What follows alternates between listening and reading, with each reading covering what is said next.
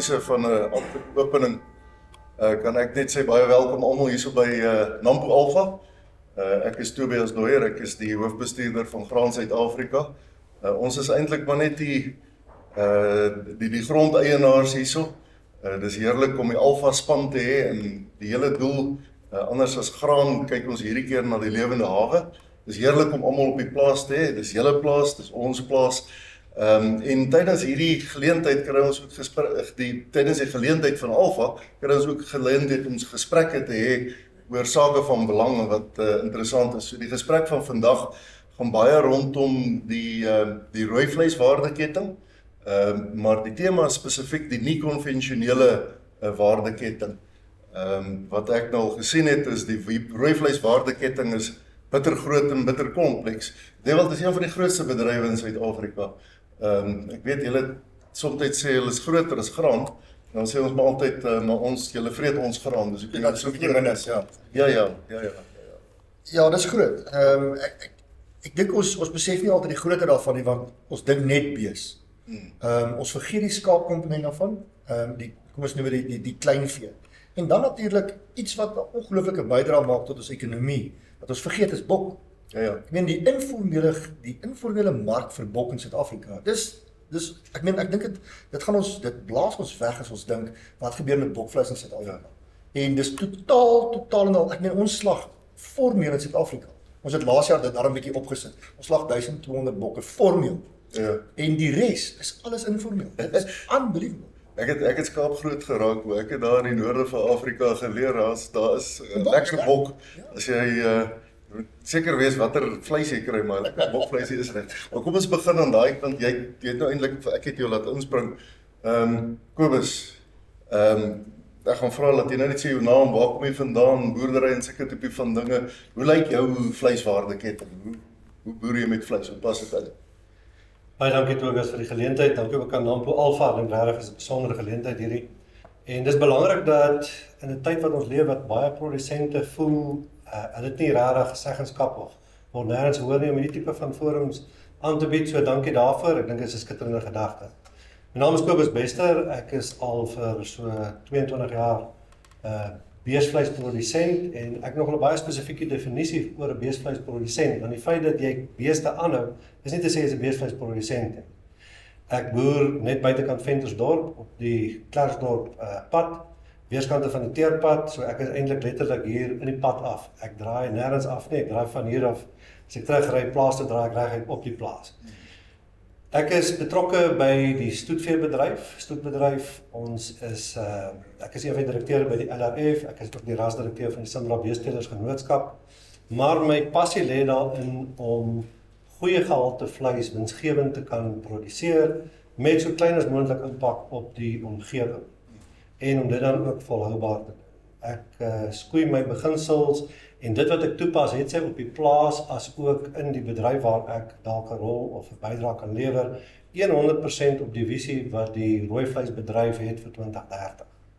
Ek sê spesifiek is die rooi vleisbedryf se visie, nie die RMIS se visie. Wat is die visie? Visie 2030. Dit is 'n alonbekende visie, jy kan ook gaan Google byvoorbeeld, en dit fokus op spesifieke areas. Dit gaan nie net, en ek gaan vir Dewald later, of ek hoop jy gaan later vir Dewald die geleentheid gee om dit meer toe te lig. Maar wat belangrik is dat ons moet verstaan dat in jou boerdery onderneming, al is jy nie noodwendig by die punt wat jy vleis produseer nie, lewer jy 'n bydrae in hierdie waardeketting. En dit is belangrik dat ons seker maak dat dit wat ons doen is gefokus om 'n bydrae daartoe te lewer. En dit is wat hierdie bedryf volhoubaar gaan maak. En om volhoubaar te wees, beteken 'n paar daar's verskillende definisies. Nou, wat doen ek op my plaas? Ek beoefen ultra-hoë druk beweiding. Ek is primêr 'n stoetteler, waar ek produseer genetiese materiaal wat 'n verskil sal maak om winsgewendheid te verhoog. Dan het ek ook 'n backgrounder besigheidjie op dieselfde stuk grond wat ek bedryf. Ek bedryf 'n klein voerkraal, en die rede waarom ek probeer om soveel as moontlik van die fasette betrokke te wees, is sodat ek werklik die bedryf kan verstaan. Dit help nie jy het 'n opinie, maar jy het nie belange in die bedryf nommer 1, en dan, as jy dan in 'n klein faset van 'n bedryf betrokke is, dink ek is dit belangrik dat jy jouself onderlê in daai deel. As dit 'n koei-kalfstelsel is, dan is dit reg. As jy konsentreer op backgrounding, of growers, verskoon die Engelse terminologie, maar dis maar wat die mense verstaan, dan moet jy dit 'n spesialis gebied maak, spesialis veld maak. Maar belangrik dat jy verstaan, en dit is wat ek te alle tye graag bepleit, dat jy moet in jou bedryf 'n verskil maak met die oog op dit wat ons graag wil bereik. Nou wat is dit ons wil bereik? Ons wil graag seker maak is 'n veilige produk so menslik as moontlik geproduseer. Die produk self moet veilig wees, die omgewing waarin ons dit produseer moet mooi gekyk word na. Dit gaan dan ook verder in terme van ons moet verstaan waar ons is in die bedryf. Met ander woorde, wat bedoel ek daarmee? Ons is op die oomblik 'n netto uitvoerder van beesvleis. Selfs nou in back and close hier. Wat beteken ons produseer meer in hierdie land as wat ons self binneland kan gebruik. Ja, dit skep werk en ekonomiese groei. Dit skep werk, ekonomiese groei, dit skep allerlei geleenthede, maar ons moet ook vir mekaar kan sê dat dit bring ook 'n verantwoordelikheid en 'n uitdaging. En die verantwoordelikheid en die uitdaging gaan daaroor dat as ek meer produseer as wat ek plaaslik kan verbruik, moet ek 'n alternatiewe mark vind vir my produk. Ek in my rol waar ek speel, kan ek dit nie doen nie. En daarom het ons mekaar nodig. Daarom het ons 'n Red Meat Industry Services nodig. Om seker te maak dat daai goed aangespreek kan word. Ons moet eerlik wees en ons moet statistiek en inligting gebruik. Ons moet tegnologie gebruik. Wanneer ons kyk na wat Gerard van der Burg van BFAP gister met ons gedeel het by Nampo Alpha, het hy dit baie duidelik gemaak. In reële terme verdien jy minder vir jou vleis. Dis die realiteit van die saak. So, wat moet ek doen om daardie situasie om te draai? Wat moet ek doen? En dit is deel van my fokus. Oral waar ek beweeg, het sy by die LRF, het sy in my genootskap, op plaas, in my gemeenskap, moet ek 'n verskil maak daaraan, sodat ons werklik volhoubaar kan wees. Ja, dis die klassieke boerderyprobleem. Soos wat ons meer produktief produseer, daal pryse, wonderlik vir die verbruikers. Hulle spandeer al hoe minder aan kos, en as jy dit nie goedkoper gaan produseer nie, gaan die Brasiliane dit doen. Nou, dis presies so, en wat ons moet verstaan is dat ons het nodig om seker te maak, dat dit wat ons oorproduseer, meer as wat ons plaaslik kan verbruik, en dit moet ons realisties wees daarin. Ons het baie duidelik gesien uit die statistiek wat Gerard vir ons gister gewys het, dat die plaaslike verbruik van rooi vleis in die vorm van bees en skaap, en ons laat bok buite rekening, ons het nie die inligting, is besig om af te neem. Wanneer ons gaan kyk na per capita verbruik van beesvleis, sit ons by omtrent 11 kg per persoon in Nederland per jaar. Skaap 1,5 kg. Ja. So ek het nodig om die produk wat ons meer van produseer, ons wil dit winsgewend produseer, moet ek na 'n ander mark toe vat. Maar om dit reg te kry, moet daar seker gesondheidsreëls in plek wees. Back and close hier help ons nie op hierdie stadium nie. Goed soos enzootiese siektes, brucellose help ons nie op hierdie stadium nie. Daar's 'n klomp huiswerk wat ons moet doen om regtig seker te maak ons is volhoubaar in die toekoms. Ja. Dis ook belangrik, dink ek, dat ons produsente, die rolspelers in die waardeketting met die bedryf verstaan. Ek raak baie hartseer wanneer ek op Facebook of ander sosiale media forme artikels sien of opskrifte sien soos my verse moet verkoop vir minder, my versvleis moet in die slaghuis verkoop teen minder geld.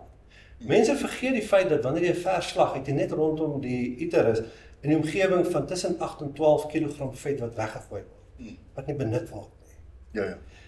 Die feit dat so duur stadig groei.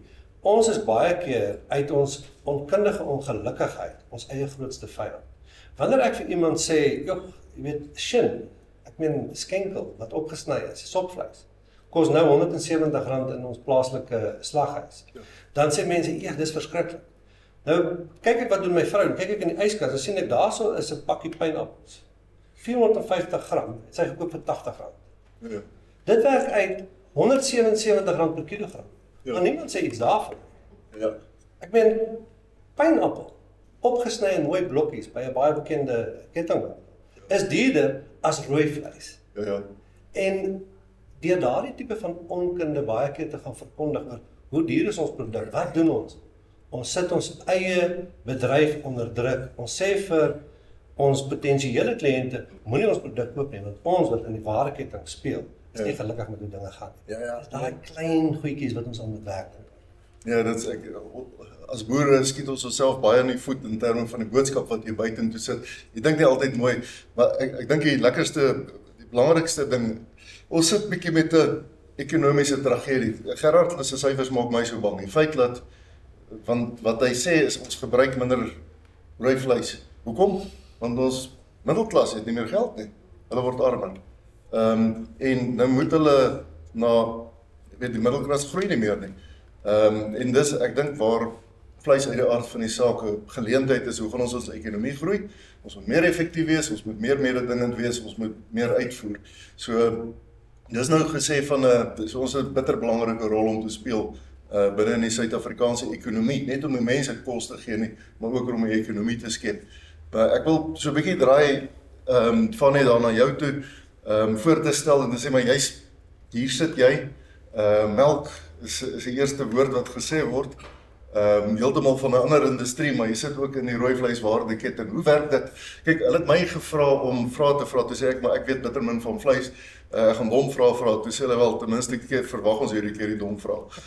So, julle moet maar met my vrae saamlewe. Ja, Tobias, dankie. Die suiwelbedryf is maar 'n moeilike een, so as jy dalk die domste vraag vra, gaan ek dalk die tuiste voel. Ek is Fanie Ferreira, ek is die uitvoerende bestuurder van die melkprodusentenorganisasie in Suid-Afrika. So 'n klein bietjie oor my agtergrond, ek het 35 jaar self gemelk, in van die hardste dele van die Oos-Vrystaat.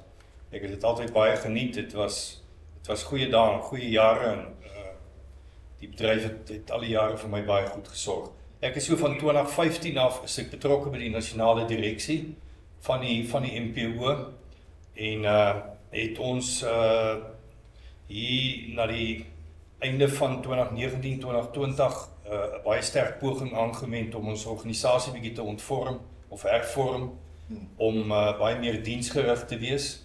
Ons het regtig groot probleme gekry rondom dit, en het ons van direksievlak af 'n bietjie 'n dryf aan die gang gesit om te kyk, laat ons organisasie 'n bietjie hervorm om meer na die belang van die boer te kan omsien en te kan verstaan wat daar aangaan.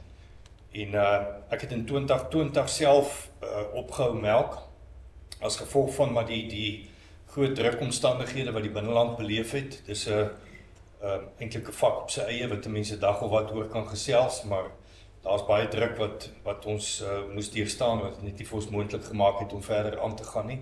Ek was eintlik op die punt om klaar te maak met die MPO, en toe is ek gevra om te help in die hervormingsproses waarmee ons besig was, het die direksie my toe nou genader en gereken, ek is die enigste een wat tyd het om toe nou die herstrukturering te doen. En aanvanklik was die plan gewees om dit vir 3 maande te doen, en 5 jaar later sit ek nog steeds daar. So, miskien het ons iewers iets reg gekry. Tobias, ek dink net so 'n klein bietjie agtergrond oor die primêre suiwelbedryf, en ek dink dit is belangrik om net die konteks te stel om op die einde by die vleiskant van die ding uit te kom. Hier's sekerlik min van die paneellede of die boere wat hierso sit vandag wat nie ook vir jou sal sê hulle het een of ander tyd in 'n lewe het hulle gemelk. En ek dink is hierso in die vroeë 90's, die data wat ons het ons 28,000 melkboere in Suid-Afrika gehad. Ons het vandag 880. Die 880 melkboere vandag produseer amper 2 keer soveel melk soos wat die 28,000 geproduseer het. So ons vat so aan 11 miljoen liter per dag op die stadium.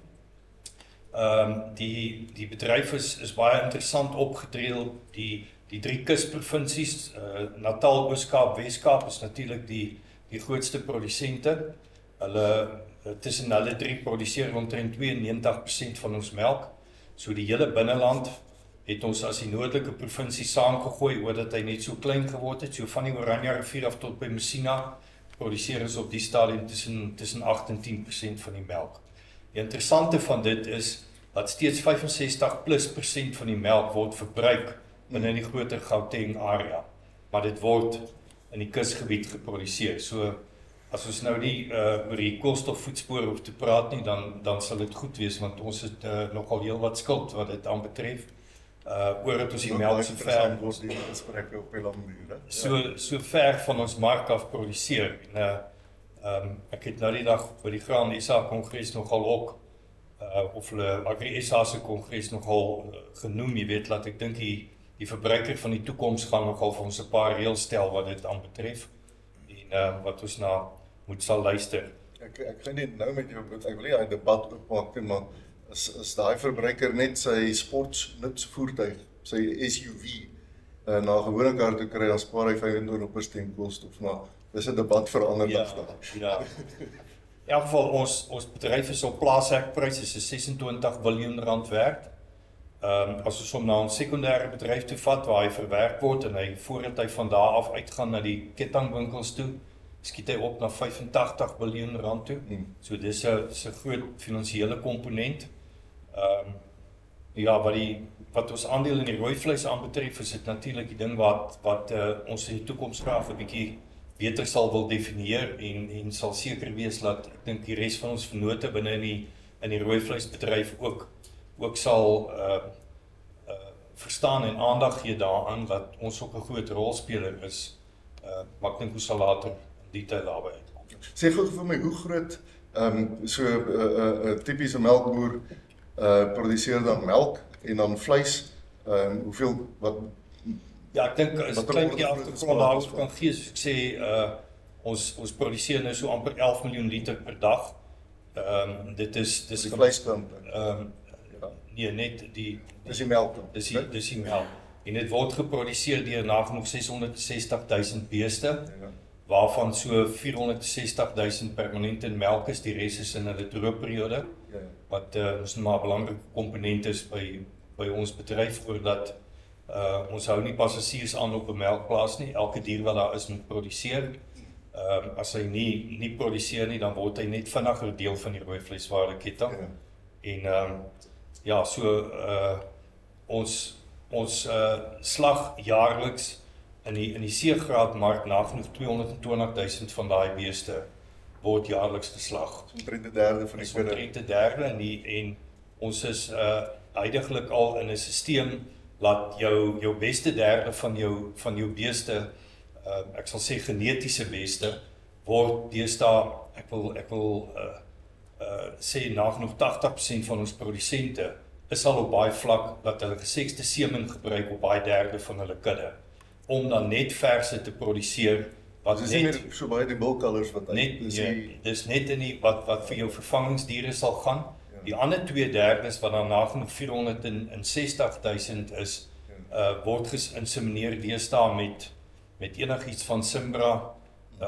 Hereford is deesdae baie gewild, veral as jy kyk na jou Jersey en jou kruisras wat baie van die ouens lief is om te melk, is natuurlik se praat van kruisras, dis 'n kruis tussen 'n Jersey en 'n Holstein.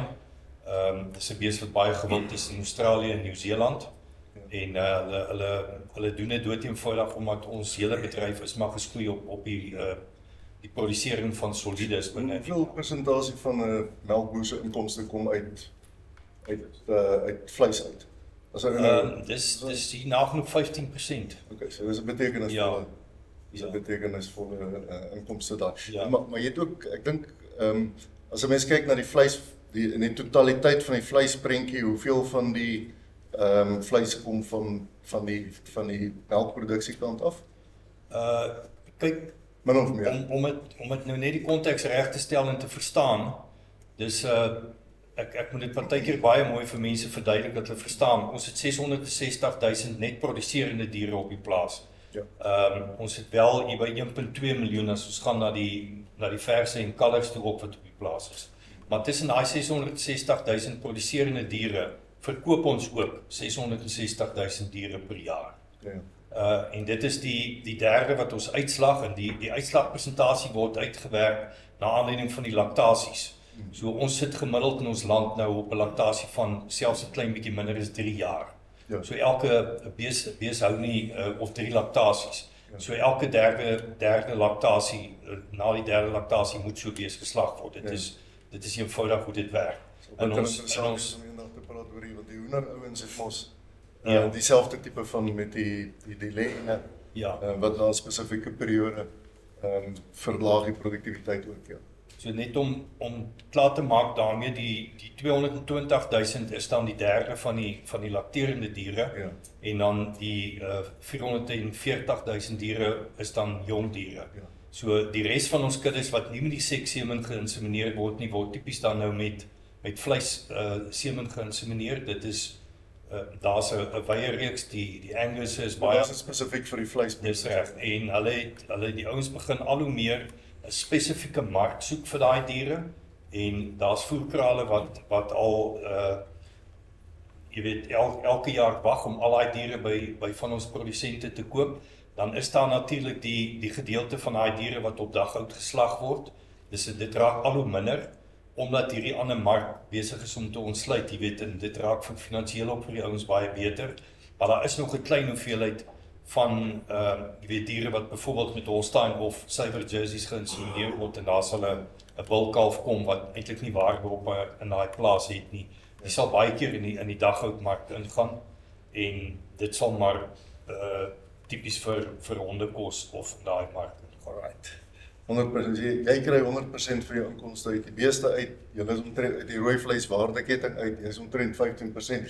Dani, jy's meer bekend as 'n graanprodusent. Ek wou amper sê, wie is jy en wat maak jy hier, soos Fanie ons altyd gevra het, by jy nou die dag produksieveiling gehad, hoeveel diere het jy aangebied, maar noem jouself 'n graanprodusent, waar pas beeste in die rooi vleis waardeketting in jou besigheid, jou bedryf in? Tobias, dankie. Ek sit onder protesie, maar ek is hier. Nee, ek dink wat belangrik is daar's min graanboere wat nie 'n veekomponent het. En ons het almal groot geword. Jy moet een bees hê vir elke hektaar wat jy saai en dit kan net nie meer gebeur. Ek bedoel die insetkoste het so gestyg dat jy moet vandag 2 beeste hê vir elke hektaar wat jy saai. As jy daai misoesjaar, daai insetkostes wil cover. Ek dink dit kan net nie meer gebeur nie. Jy weet beter as ek dink die gemiddelde graanboer produseer seker deesdae 1200-1500 hektaar droëland, dan moet daai ou nou 2500 beeste hê. Maal dit met 'n 6-7 hektaar per groot vee eenheid, dit bestaan nie. So wat belangrik is dis maar 'n risikomitigering vir ons om die vee te hê. Uit die aard van die saak het ons met ons lande in die wintertyd het ons surplus kos. So dis 'n add-on vir ons en ons is maar eintlik op 'n speenkalfstelsel dat ons speenkalwers verkoop en daarmee saamgaan. Maar ek wil 'n paar goed sê rondom die industrie en rondom die bedryf. En ek wil nie hele graanbedryf wat ek deel van is heuning smeer om die mond nie, maar die graanbedryf in terme van 'n graan Suid-Afrika doen vir die boer baie meer as wat ons in die vleisindustrie sien. En ek hoop ons kan vandag se gesprek bietjie by dit uitkom om te sê wat kort hier. En miskien het hierdie back and claw krisis wat nou ontaard genoodsaak laat almal van die MPO tot RMIS tot RPO tot NBKV praat en sê hoe gaan ons hierdie krisis aanspreek? Jy sit by jou met landbouekonome, jy voorsien insetkostes, jy ontwikkel markte, jy sorg dat die uitvoere van sojas kan plaasvind, jy onderhandel die dieselrabatte. En dan wil ek vandag vra, is die vleisbedryf daar? Is ons graderingsstelsel wat ons vandag het nog relevant in die wêreld? Want my bietjie kennis is, hy lyk in Suid-Afrika so, hy lyk in die wêreld so. So ek as boer kompeteer nie met die ander Suid-Afrikaanse boere nie. Ek kompeteer met die wêreldboer. Ek moet graan kan produseer teen uitvoerpariteit. Ek moet in invoerpariteit dis jaar wat ek geld maak. Die uitvoerpariteit jaar moet ek oorleef. Ons moet die waardeketting effektiever maak in die vleisbedryf, want as die waardeketting effektiever is, dan maak almal geld. Van die produsent tot die slagter tot die ou wat hom uitvoer. En my dilemma is, ek kan vandag 'n telefoon optel, ek kan 10 makelaars bel en ek kan my graan verkoop. As ek vandag besluit ek gaan my speenkalvers met die vrotmielies vir jaar voer en nie as 'n speenkalf verkoop nie, want daar's back and claw in my omgewing en nou moet ek my speenkalf teen 'n diskonto verkoop. Nou gaan ek hulle voer, maar as ek nie reeds met 'n slagpale 'n reëling het, ek kan nie net opdaag met 'n vet bees en sê ek gaan op hierdie slagpale slag. Want daai ketting het verander. Die voerkraal het sy eie slagpale, uit sy eie mark. So as ek nou my beeste daar wil inbring, dan word hy teen R3 diskonto gekoop, want ek is nie deel van die stelsel nie. So ons is nie effektief in die vleisketting nie. Ons laat nie alle rolspelers toe om eerlik te kan deelneem. So ek gaan bietjie stir vandag, ek gaan 'n paar goed nog later sê wat ek dink ons moet regkry, maar dis die voordeel wat ons het van om aan forums deel te neem, want ons wil almal wat hier sit, wil die bedryf beter maak. En as daar tekortkominge in my boerdery is, dan wil ek graag hê, help my. As daar tekortkominge in die bedryf is, moet ons met mekaar kan praat en ons moet hierdie ding kan vorentoe vat. Terug te kom, ons doen presisie boerdery. Ons probeer hierdie goed mos nou uit die aard van die saak in ons beeskuddes doen, en ek is glad nie 'n stoetteler nie, maar ek verkoop goeie kommersiële diere wat waarde toevoeg tot enige aanhouse boerdery. Ou wat nie wil verse groot maak nie, ek maak verse van groot, ek verkoop baie diere. Ek kon tot nou toe dit reg kry deur 'n goeie inentingsprogram op BN. My kudde is nou 35 jaar BN-vry. So 'n ou dag op en hy sê ek koop hier 'n skoon dier. Maar nou kom hier 'n nuwe klap van 'n back and claw wat ek nou niks mee te doen het nie. Ek kan nie my diere ent vir dit nie.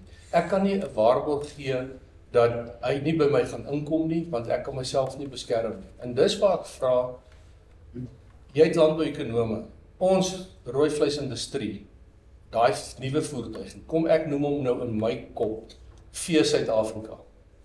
Vee Suid-Afrika moet veearts hê. Vee Suid-Afrika moet protokolle hê. Vee Suid-Afrika moet kan onderhandel om enstowwe by die privaat sektor, die IP's daar te kry, dat die privaat laboratoriums vir ons hierdie goed kan maak.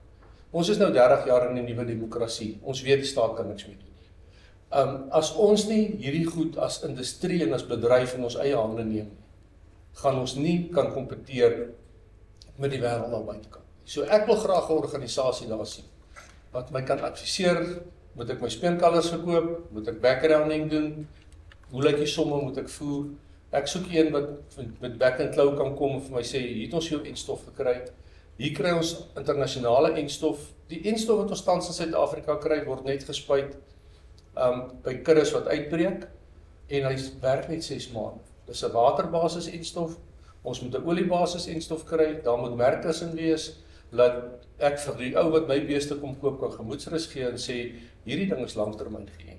En ek wil nie in die entingsdebat ingaan nie, dis 'n debat op sy eie, ons kry nie eens BM in die land beheer. Hoe gaan ons back and claw beheer deur elke 6 maande? Hierdie goed te ent. Maar 'n sterk industrieliggaam gaan ons help om hierdie ding vorentoe te vat, en ek dink ons sal later 'n bietjie die gesprek by daai goed kom. Jy het die debat so 'n bietjie oor die koolstofvoetspoor oopgemaak, en ek wil nie so toe gaan nie. Ek wil net sê, ek sien nêrens daai massa sojas en mielies wat ons produseer, in koolstofdioksied uithaal. Waar word dit in die somme van die koolstofvoetspoor gebring? Die bietjie diesel wat die graanboere gebruik om te plant en die kunsmis, maar dit wat hulle skoon maak met die gewasse op die land.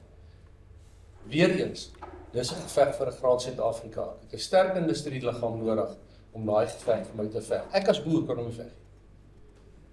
Ja, dankie. Daarin is altyd, ek bly die nog so veel oor graan Suid-Afrika. Ek wil net sê, ons het nie net landbouekonome nie. Moenie vergeet die klomp patoe. Ek is altyd Navorsers, julle het al. Navorsers, Ek wil nie te veel dinge speel nie. Maar hulle van my sê, want ek is 'n landbouekonoom, so dan kom ek in die moeilikheid. Ek is altyd klein bietjie jaloers op Dewald, hy het so dramatiese probleme wat altyd uitgesorteer word. Jy weet die goed is, ons het ook ernstige biosekuriteit uitdagings binne in die graanbedryf, en dis 'n krisis deesdae. Laas jaar het ons gepraat van die gas is wild en sulke tipe van dinge. Dewald, so dan het nou 'n bietjie die ding oopgemaak. Ek dink dis die probleem van die nie konvensionele waardeketings. Ons vertrou net so op die rooivleisbedryf as 'n bron van inkomste. Ek wonder of Fanny dieselfde sou gesê het, nee, boys, daai 15% van my is krities vir 'n ou se inkomste. Jy's nou by die RMAS, wat seker die RVID sal wees in Afrikaans, rooi vleis Industriedienste. industriedienste, ja. Vertel gou, wel, jy moet seker sê Dewald en waar jy vandaan kom en sulke tipe van dinge, maar vertel hoe, in kort, wat is RMIS en kom het ontstaan, hoe werk dit? Okay, so ek is Dewald Olivier, die hoofuitvoerende beampte en uitvoerende direkteur van RMIS, daar is nie Afrikaans daarvoor nie. En ons het ontstaan vanuit die ou statutêre heffing uit en die 4 primêre lede van die RMIF, as ek so kan sê, die ou rooi vleisbedryfsforum, het bymekaar gekom en gesê, ons betaal 80% van die statutêre heffing, maar as 13 rolspelers het besluit hieroor, en soos dit 'n goeie Suid-Afrikaner betaal, het ons afgestig en gesê, kom ons stig 'n organisasie vir onsself wat die primêre waardeketting bedien van die produsent dan boer regdeur tot by die abattoir. Ons beskou dit as die primêre gedeelte van die waardeketting en ons het 'n diensteorganisasie opgestel met 'n sekere 'n klomp 'n mandaat spesifiek om te kyk na sekere goederes en natuurlik 'n stem vir die totale waardeketting. So as ons kyk na die 4 pilare is verskriklik belangrik om net daar te begin. So dieregesondheid en vleisgesondheid. So ons sê in die Engels is dit baie makliker as animal and public val onder ons. Animal and public health, die eerste gedeelte is na diere spesifiek en die gesondheid van die diere. Die tweede gedeelte is vleisgesondheid, so dis waar die abattoir vereniging 'n groot rol speel, die SAMIC. En die tweede been is inklusiewe groei, of dan nou transformasie. Ons voel en ons het gesê met ons plan dat die totale bedryf moet groei om transformasie te kan doen, veral omdat uit 'n statutêre heffing is.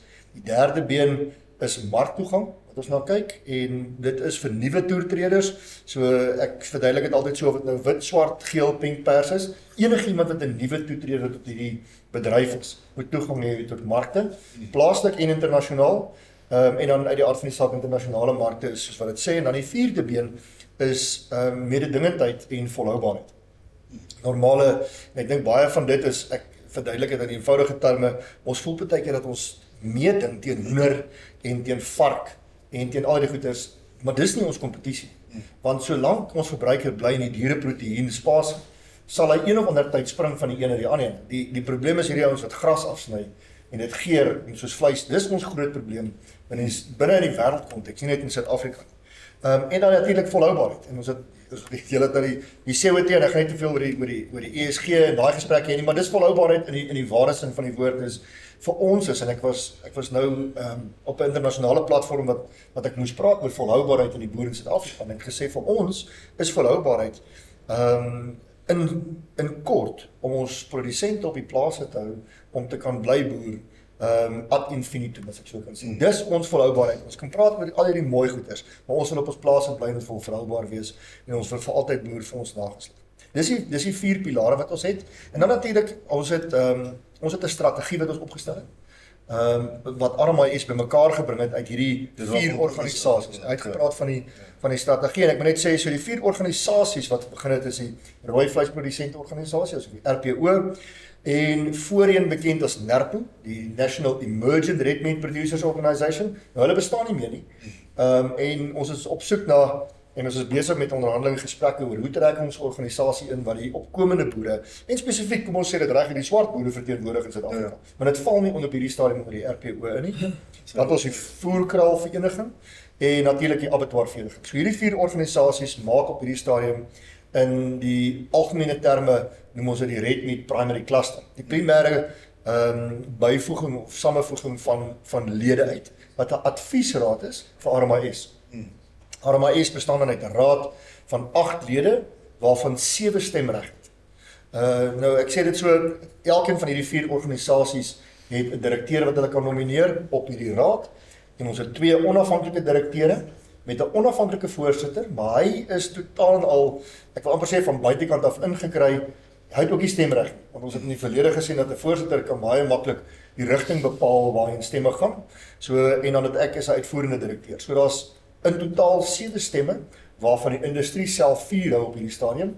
So indien die onafhanklike direkteure en Dewald besluit ons moet in 'n spesifieke rigting ingaan, dan kan die industrie ons op die regte pad hou. Dit is die veronderstelling. Ons het in ons strategie het ons sekere kruis items wat ons moet aanspreek. En van die begin af was die eerste item 'n verenigde stem binne die rooi vleisbedryf. Nou ons weet dat daar in die waardeketting gesprek, en dis 'n eeueoue gesprek wat altyd sal bestaan, want dit is 'n ekonomiese gesprek. En waarna het ek daarna verwys is die verkoop van 'n speenkalf byvoorbeeld aan 'n voerkraal. Nou dit is niks unieks wat julle in die graanbedryf Kan het. ek sommer stout wees, hoe gaan jy vir my in 'n Melanar kry om saam te stem? Maar 100%. Waar jy gedink gaan jy verenigde stem kry daai spanne? Die feit is, en ek hoor dit, maar dis 'n ekonomiese probleem. 'n Produsent wil soveel as moontlik hê Ja. en ek sê dit nou nie dat die skal as soveel as moontlik hê vir die swakste kalf. 'n Ja. Voerkraal wil so min as moontlik betaal vir die beste kalf. Dis 'n ekonomiese beginsel. Ja. Maar, en ek dink dis waar die verenigde stem vandaan is. Ek sê altyd, as ons nie praat van bees, skaap en bok, of beesvleis, skaapvleis en bokvleis, alles verder as dit, is politiek. En dis wat ons probeer uithou met RMIS uit is om te sê, kom ons kyk na die waardeproposisie wat die waardeketting bring en die dienste wat binne dit geleer word. Die politieke gesprekke kan ons daar buitekant hê en ons kan vir mekaar vies raak oor dat die een voerkraal te min betaal en die een te veel betaal of die abattoir nie hierdie koop nie en dit moet aangespreek word binne hierdie waardeketting as 'n verenigde stem. Maar daar's sekere goeders wat ons moet verstaan wat altyd sal kan wees. En ek dink wat RMIS probeer doen is om te sê, hoe lewer ons hierdie diens om 'n gelyke speelveld te maak en die rooi vleisbedryf op die next level te sit. Want ons weet, en daarna jy daarna verwys na die internasionale mededinging. En dis wat ons is 'n netto uitvoerder van rooi vleis. Ons betree die wêreld van Australië. Nou almal aspireer en ek meen ons kan nou baie sê oor die Australiërs. Maar Tobias, daai ons is ongelooflik op die manier op die vlak wat hulle opereer met hulle lewende hawe in die wêreld. Hulle het 'n absolute landbou-ekonomie gebou daaruit om uit te voer China toe. Nee, 100% en hulle moet dit doen. Ek bedoel, hulle is baie soos Namibië in die opset dat hulle moet uitvoer want hulle het nie genoeg vleiseters binne hulle land. Ja, dit wat En- 16, 17 miljoen, nee, ek dink bietjie meer. Yes, Ja. maar ek bedoel hulle is die, ek wil sê amper die mees suksesvolle en gesofistikeerde rooi vleismark of verskaffers in die wêreld. Hulle is presisie boere par excellence. En ons moet dit eet wat ons kan. Ek wil nie die vis aan hulle gebruik nie. Ons moet die choppie eet en die been los. En van wat hulle doen, want hulle doen dit ongelooflik goed. En RMIS, ons het gaan kyk na dit. Ons is eintlik geskoei op die Meat Livestock Australia model. So ons het juist gaan kyk oor hoe doen die Australiërs dit met 'n diensverskaffersorganisasie en gesê, kom ons aspireer om soos hulle te lyk. Nou ons moet onthou dat RMIS het begin in 2022. So ons is 3 jaar aan die gang. Waarvan die eerste jaar maar 'n oorgangsfase was om uit 'n ou stelsel uit te kom. En ons het vir die eerste jaar was RMIS het bestaan uit Dewald. Ek meen, dit was net ek gewees wat 'n span bymekaar moet sit en waar ons vandag staan met 'n span van 9 mense. Nou, ek sê trots net 9 mense, maar en ek dink dit gaan ook nou 'n deel wees van hierdie gesprek. Dis totaal ontoereikend vir dit wat ons moet doen binne RMIS net 9 mense. En die grootsheid van hierdie bedryf, as ek net kyk na en luister wat Fanny sê en wat jy sê Kobus met betrekking tot dit wat moet gebeur. En as ons kyk na ons strategie oor dit wat moet gebeur. Ons kan nou daarin gaan. So ons het 'n gesprek gehad rondom binne in die bedryf om te sê waar was ons grootste hakplek gewees met betrekking tot die staat? Want ons kan nie die staat uit hierdie vergelyking uithaal. Hulle speel 'n ongelooflike belangrike rol, maar daar wil ek saamstem. Ons moet, en ek sê dit altyd Tobias, ons moet beheer neem oor ons bedryf. Dit is nie, die regering is nie beesboere nie. Hulle is nie skaapboere nie, hulle is nie bokboere nie. Hierdie is ons bedryf. En wat ons doen op 'n groot mate is, en ek is baie passievol daaroor is, ons gee die probleme die hele tyd terug vir die regering en sê, gee vir ons 'n oplossing. Dan gee hulle vir ons 'n oplossing. Meer werk nie. Nee, dan sê ons, wat het julle gedink? Hoe dink julle om hierdie oplossing te implementeer? In plaas daarvan dat ons sê, dis die oplossing wat ons wil sien, dis hoe ons wil hê dit moet lyk, en dis hoe dit geïmplementeer moet word. Ek wil so 'n bietjie praat. So ek dink dis 'n groot gedeelte van dit wat ons wil doen binne in RMIS om te sê, kom ons bring die oplossings na die tafel toe. As 'n waardeketting. So die gesprek byvoorbeeld onder andere met die kantoor van die minister is 'n waardeketting gesprek. En omdat ons daai gevegte het en jy sê dis niks unieks in 'n geval binne die landbouomgewing nie, maar moet ons 'n verenigde stem na die regering toe vat. Want sodra ons, en hulle is slim, sodra ons as 'n verdeelde waardeketting voor hulle staan. Dan sê hulle nee, gaan sorteer julle probleme uit en as julle ooreenstem, kom julle terug na ons. Vir jare was ons so verdeel geweest, terwyl dat ons eintlik niks reg gekry het nie, dat ons besig was met mekaar, met persoonlikhede, en op die einde van die dag oor, hoe moet hierdie geldjies verdeel word, en wie moet nou wat kry? In plaas daarvan om te sê, hoe vat ons hierdie bedryf? En ek gebruik altyd die analogie, ons is besig om dood te bloei. As ons nie dit wat ons het vat, en ons maak dit suksesvol, sodat ons daai sustainability of volhoubaarheid vir die ou op die plaas het, vir die voerkraal-eienaar, vir die abattoir, want hulle almal speel 'n rol en die een kan nie sonder die ander bestaan nie. As ons dit nie gaan doen nie, gaan, en ek sê dit met baie respek onder die Brasilianers, ongelooflik 'n model by hulle. Die kwaliteit van hulle produk is laer as ons. Maar weet jy wat? Ons het nie 'n graderingsstelsel. Ons kan dit nie bewys nie. En as ons nie gaan saamstaan om daai tipe goeders te begin implementeer nie, gaan ons net nooit daar kom nie. En ek is passievol oor die feit dat ons alles het in ons land. Ons weet, ons het 'n produk wat gesog is wêreldduur. Hulle sê dit vir ons. Maar weet jy wat ons kry nie die premies daar buite nie. Hoekom? Ons kan nie saamstem oor 'n graderingsmodel nie. Ja. Onder andere, dis een van die Dis 'n redelike krisis. So weet ek is half jaloers en verbaas oor 'n paar goeters. Dus as ons kyk na die graanbedryf, ons is soortgelyk, maar ons het nie een enkele organisasie wat dit doen nie. Ons sit met die SAGL, die graanlaboratorium, en op die graanlaboratorium sit daar die 3 besturende, of die melenaars en die produsente melenaars en die verwerkers en die verkopers en so, die bakkers en so.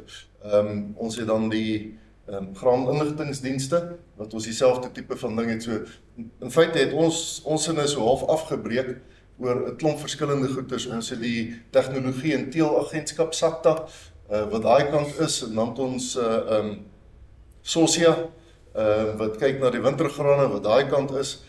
So ons het amper 'n gefragmenteerde ding in die graan, so jy het een ding, en ek dink back and close sit natuurlik verskriklike druk op die stelsel. Dis normaal dat almal bietjie vies is vir mekaar, weet, want die druk is groot, maar hoekom sukkel julle so met 'n enkele organisasie om, jy weet, julle het 'n pragtige struktuur. Wat is die behoeftes daar buite wat jy dink die ouens vra? Wat is die goeders wat gedoen moet word op die probleme? Hoe sien jy dit? Die grootste enkele menslike ding wat moet gebeur is. En dit gebeur tot 'n mate, ek dink dit moet nog baie meer gebeur is. Almal wil gehoor word. En ek dink ons moet begin besef, ek was by die voerkraalvereniging voorheen gewees, en ek het nie, al die voerkraal in Suid-Afrika was nie lid by die voerkraalvereniging.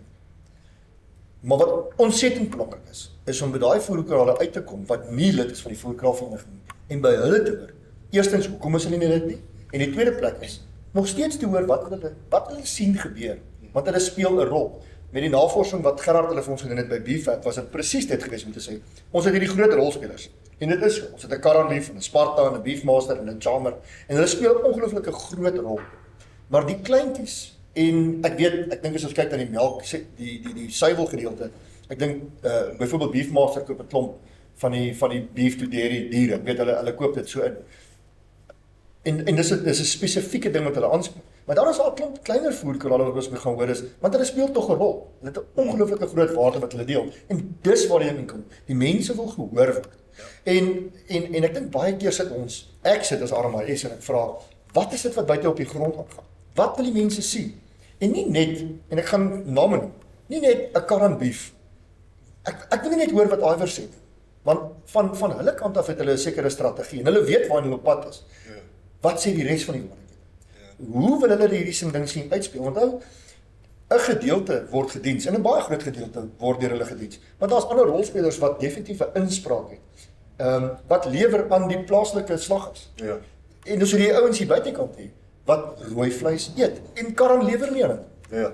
So ek wil nou graag so 'n bietjie die ding oopmaak. Wat hulle altyd moet onthou is uit die dis mos uit die bemarkingswet, die Marketing of Agricultural Products, as daai ding statutêr verklaar word en dis 'n algemene heffing, jy is die direkteur en die ander direkteure het 'n nasionale verantwoordelikheid. Jy het nie verantwoordelikheid teenoor 'n kar en jy sit met julle sit met publieke geld wat vir almal aangewend moet word. En nou word die uitdaging hoe luister jy vir almal. Ek wil graag so 'n bietjie hier 'n draai maak. Ek gaan sommer so Ek gaan nou Daniel van Kobus. Ek dink Dewald en ek moet julle geluk wens om in 3 jaar te kom waar julle gekom het. Maar dan wil ek sê, daar moet verandering kom en daar moet vernuwing kom, want ons wil by vir Suid-Afrika uitkom. Julle sit in die bevoorregte posisie van die statutêre heffing, waar daar geld is. En as ons daai geld moet vir meer vra, omdat ons meer wil doen, dan moet ons ook bereid wees om dit te doen. My vraag is, en ek is net die produsent, en ek kan vra wat ek wil vandag, is, moet die MPO nie ook op jou struktuur sit nie. Want hierdie back and claw het nou gemaak, dat ons 'n gemeenskaplike vyand het. Die melkboer wil hom nie hê nie, die vleisboer wil hom nie hê nie, die stoetboer wil hom nie hê nie, die waardeketting, die slagpale, niemand wil hierdie dinge hê nie, hy kos ons net geld. So ons het klomp gemeenskaplike vyande, wat ons as industrie saam moet fight. Oor die prysoorlog van wat se speenkaal werd en dit is irrelevant. Dit gaan oor die industrie. Dit gaan oor hierdie normes. Moet ons nie die RMIS net uitbrei? Ek besef, ek sit ook op rade. Hoe kleiner 'n raad is, hoe makliker is dit. Maar jy moet bietjie groter rade hê, dat jy albei rolspelers het. En nou sit duivelsadvokaat Dewald. Jou voerkrale sit op een stoel, jou abattoirs sit op die ander stoel, maar is eintlik dieselfde. En dan jy net die RPO daar, en dan ons sukkel om NERPO te kry. En die punt wat ek wil maak, as ons as industrieliggaam wat die paar groot melkboere 'n besluit neem, die kleiner melkboer gaan saam. As ons 'n brug bou oor 'n rivier vir om te kan veilig oorkom met back and claw, dan daai selfe klein boer kan oor daai selfe brug ry. So die industrie moet die gesonde besluite neem, of die groot boer en die klein boer kan daar kom. Moet ons nie die RMIS verder ontwikkel om by 'n vir Suid-Afrika te kom, oor die goed van een man wat met die regering praat, al daai voordele het ons daar. So ek dink ons het 'n goeie voertuig by julle, maar ons moet my voertuig so bietjie breër maak. Ek wil so 'n bietjie vir jou debatteer. Dis kom ons is. Want as jy vir my sê, ons het nou in die graanbedryf is ons deur dieselfde proses. En ons wou sê, maar kom ons bou 'n graanwaardeketting in Suid-Afrika. Laat ons met een stem saamstem en praat met die regering. Die ouene het ek gesê, daar sê 'n manier nie. Ek praat namens die boere, julle melenaars, julle kan langs die melenaars praat, maar daar is goeters waaroor ons fundamenteel verskil. Jy weet ons is in die hofsaak. Ons tot in hofsaake fundamenteel verskil ons van die melenaars en so. Ek hoor dit jy sê, maar praat jy nou van 'n groter ding wat almal insluit, of praat 'n mens van 'n besigheid wat spesifiek na die produsente se kant omsien? En dan wil ek net so vinnig my verstaan, Dewald, is julle statutêre heffing, die ding word gewoonlik 3 tot 5 jaar iewers? 4 jaar. 4 jaar. So jy dan nou nog 'n jaar en dan dien jy 'n nuwe aansoek. Binne die aansoek kan jy nou sê, goed, jy kan die direksie verander, jy kan die hele besigheid verander, maar daai raad is ook 'n ding wat 'n ou nou moet onderhandel, want ons jy weet, hoe werk die balanse daar tussen? Almal op daai raad is konflikte. Hulle het almal hulle eie belang en jy moet 'n bietjie 'n balans tref tussen die ding. So dis 'n versigtige onderhandelinge wat ou in gedagte moet hou. Maar uitstekende punte, maar vir Suid-Afrika, dink so 'n bietjie, ek sien Fanie is opgewonde. Spring gou in. Ja. Daar nie, ek kom nou terug na jou. Ja. Tobias, ek dink wat krities belangrik is as ons kyk na die waardeketting, dan moet ons gou vir ons mekaar sê, wie's die mees in Engels vulnerable? En dis altyd die primêre produsent. En ek dink dit is waar ons op die stadium die groot behoefte wat ons mis binne in die rooi vleiswaardeketting is, daar word nie genoeg aandag gegee aan die primêre kant van dit nie.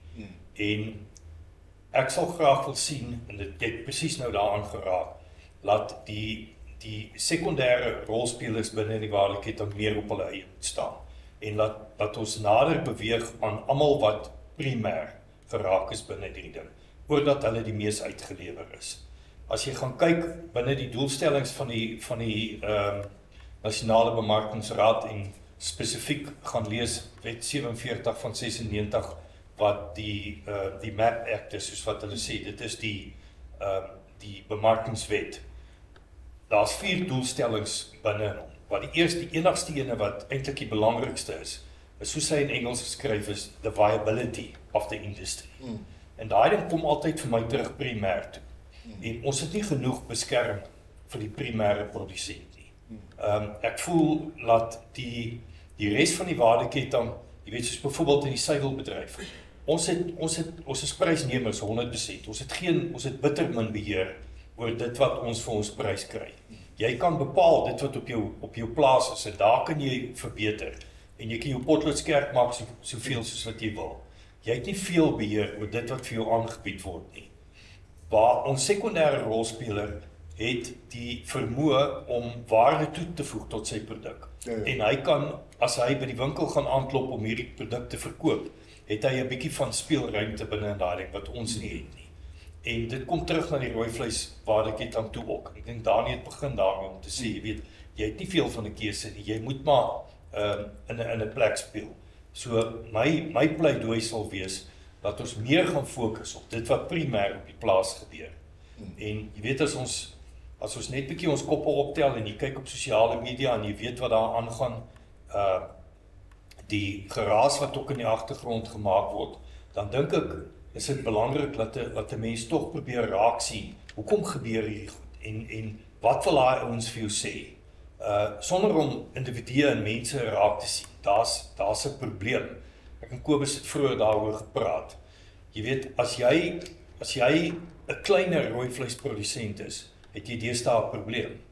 Want jy sukkel om dit te maak. As jy 200 en net om die wiskunde daarvan vinnig te maak, as jy 200 koeie moet aanhou op 'n 7 hektaar en daai 7 hektaar soos die wêreld wat ek vandaan kom is 12 na 14.000 rand werd. Dan kom jy baie vinnig op 'n som van 20 miljoen rand wat jy nodig het om daai 200 beeste te kan onderhou. En daai som werk nie mekaar nie. Jy kan baie makliker eerder daai 20 miljoen in die bank gaan sit en van die rente afleef as wat jy probeer om van 200 koeie af te leef. En dis die groter uitdaging wat ons het. En ek dink ons spreek nie daai ding volledig altyd aan nie. En ek sal dis hoekom my fokus wil graag wees dat ons meer kyk na wat op die grond aangaan en dat ons daar beter kan saam staan. En as ons statutêre geld moet gebruik, dat ons kyk of ons daar kan beveilig.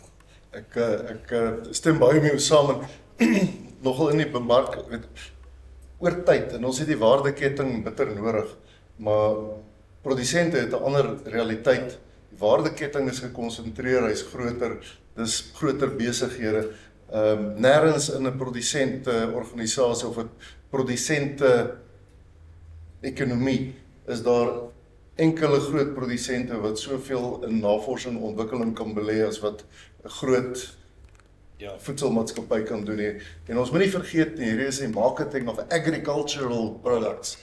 En dit lê binne in die departement van landbou.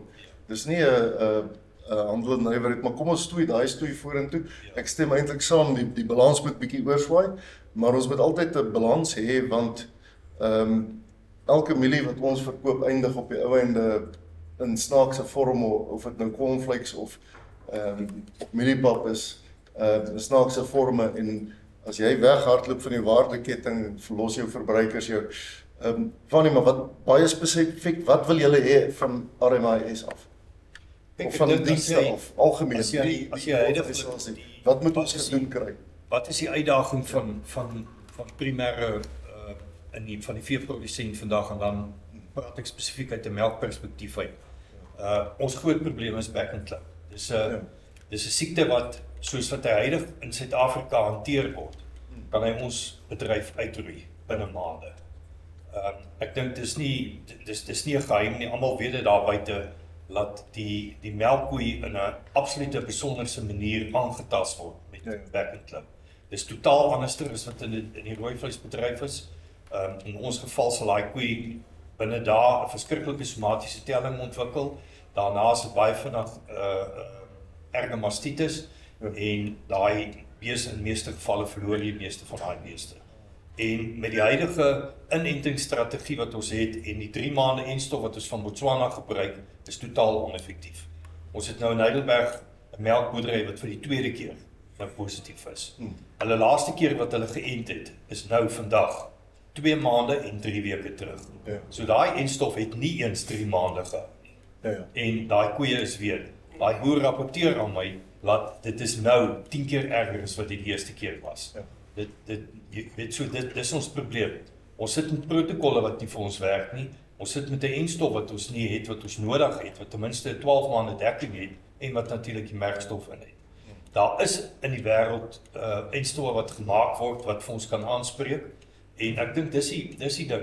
Ek het deelwat baie gepraat daaroor. Ek dink nie ons gaan vreeslik verskil daaroor nie. Dis goed wat net gedoen moet word. Ons voel net partykeer van Suidel se kant af, ons word nie altyd presies gehoor nie. Daar word dalk meer aandag gegee aan die rooi vleisbedryf in terme van as dit kom by back and claw, terwyl ons eintlik die mees vulnerable in die ketting is. So dis een van die groot goed wat ons in 'n toekomstige model waar ons dalk meer samewerking of verteenwoordiging het, baie beter kan saamwerk. Dan ek kom terug na jou toe. Ek weet nie alles wat jy doen nie, maar ek weet graanprodusente soos jy het die polisie se werk al begin uitsorteer met kameras en saamwerk. Jy het al die paaie departement oorgeneem, jy het die departement van gesondheid oorgeneem met klinieke, jy het die departement van en so kan ek nou aangaan. Wat is dit wat ons moet doen in die rooi vleisbedryf en 'n paar gedagtes rondom hoe om dit effektief te kry. Ons het begin daar by die Livestock Incorporated, maar hoe moet mense doen en wat werk in terme van samewerking as mense dit vorentoe vat? Dit is 'n ding belangrik. Ek dink hier's 'n goeie voorbeeld van back and claw. As die MPO op die RMIS is, kan hulle saam na die regering toe gaan en sê melkboere sien sy bees 2 keer 'n dag of party 3 keer 'n dag. Hy kan sy kudde ent elke 6 maande, want 'n melkboer is gekeer om dit te kan doen. Ons as vleisboere, die goeie boere kan dit doen, maar die gemiddelde ou gaan dit nie doen nie. So hier kom ons sê ons maak 'n uitsondering op back and claw. Melkboere ent julle beeste voorkomend, want hy kan 70% van sy kudde verloor. My bees word 2 weke siek en hy's gesond. So hier's 'n goeie voorbeeld van as die industrie daar saam is, en ek stem saam met jou. Die produsente moet hulle self organiseer en hulle moet beter wees en hulle moet hulle eie dienste lewer. Maar hulle moet goed daar verteenwoordig wees, dat daar waar ons by die industrie goed kom, laat die RMIS vir ons daai goed doen. En ek dink, as jy vandag vir my vra, waar is ek lid van 'n vleisorganisasie, dan weet ek nie eers of ek 'n lid van die RPO is nie. Dalk trek hulle my geld af, dalk trek hulle af, ek weet nie. Want niemand het my nog genader as ek deel van 'n organisasie. Die Graan Suid-Afrika benader my gereeld en ek betaal my heffing en ons gaan aan. So die punt wat ek wil maak is, ons moet RMIS daar juis kry vir hierdie krisisgoed, vir die industrie, vir die bedryf, vir die gradering. Ek bedoel, daai gradering moet op 'n nasionale vlak uitgesorteer word. En as ons hom nie daar uitsorteer nie, dan sorteer jy hom soos jy met 'n hofsaak uit. So iewers moet jy die forum hê om hierdie goed te kan vorentoe vat. En ons moet met mekaar praat, ons moet mekaar eerlik wees, ons moet vir mekaar sê, hoorie, jy knyp myne. Ek sien jou nou terugknyp. Ons sal so 'n bietjie moet dink oor hoe sit ons ouens op RMIS, op die ouens soos jy gesê het, hou dit klein, hou dit dinamies. Die oomblik as 'n ou melk opsit, dan gaan die abattoirs en die voerkraal ouens sê, nee, maar in daai geval is die hele balans verkeerd. Ons moet nou hier ook ouens bysit en dan het jy nog 6 ander ouens wat bestorm en sê, maar hulle moet ook op die raad wees. Nou moet so 'n bietjie dink, hoe hou jy dit klein en dinamies? Maar Kobus, ek wil nou terugvat, jy's nou ongelukkig die suiwerste rooi vleisman hierso. Wat hoor jy van die ouens van die ander kant af? Is jy gemaklik daarmee as die melk ouens nou in jou sop wil kom roer en maar wat sien jy? Waar sien jy die raakpunte van die voort? Ek sou sommer stout oor die sop. Ek mag vir jou sê, ek kyk dit vanuit 'n meer holistiese, maar gespesialiseerde pagpunt. Ja. Wat bedoel ek dan? Ons het spesifieke doelwitte wat ons moet en wil bereik. Ons moet dit bereik, anders gaan ons nie volhoubaar wees nie. Ons moet eerlik wees daaroor.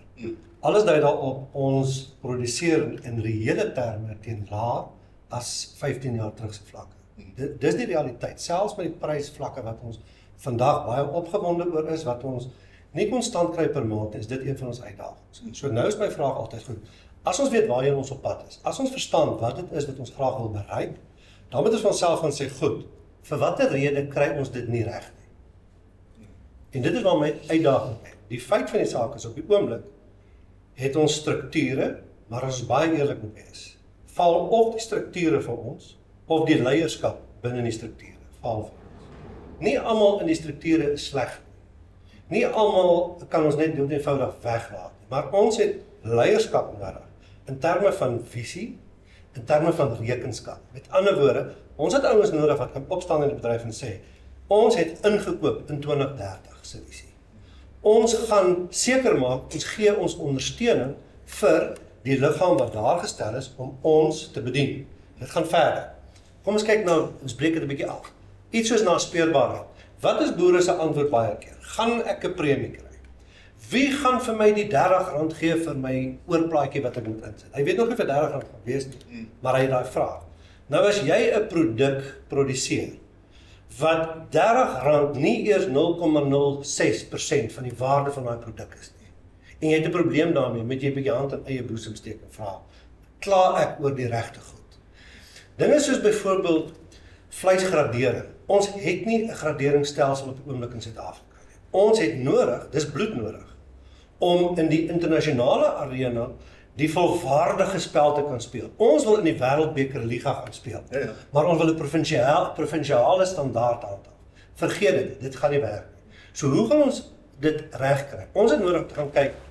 Die behoeftes is duidelik, die behoeftes in die bedryf, die doelwit wat ons moet bereik, het verander oor tyd. Ek kan dit vir julle baie vinnig vir julle uiteensit, as julle wil weet. Dan moet ons vir onsself sê, goed, binne in die bedryf, binne in die verskillende skakels van hierdie waardeketting, het daar spesialistvelde ontstaan.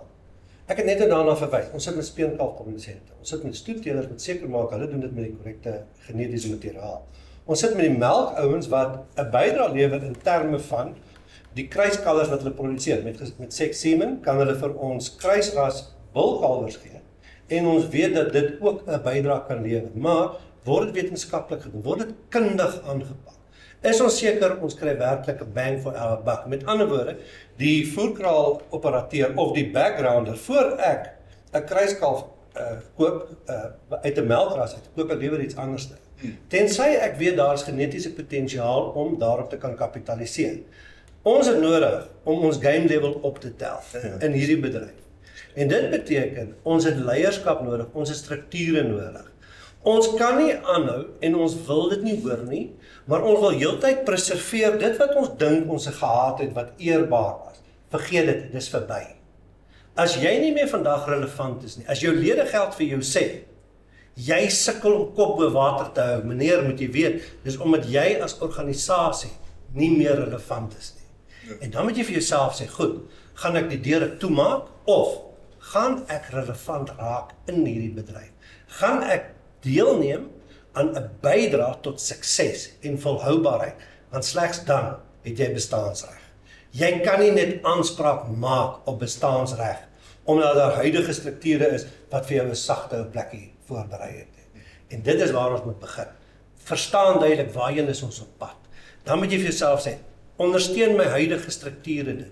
Ondersteun my huidige strukture in die huidige formaat dit.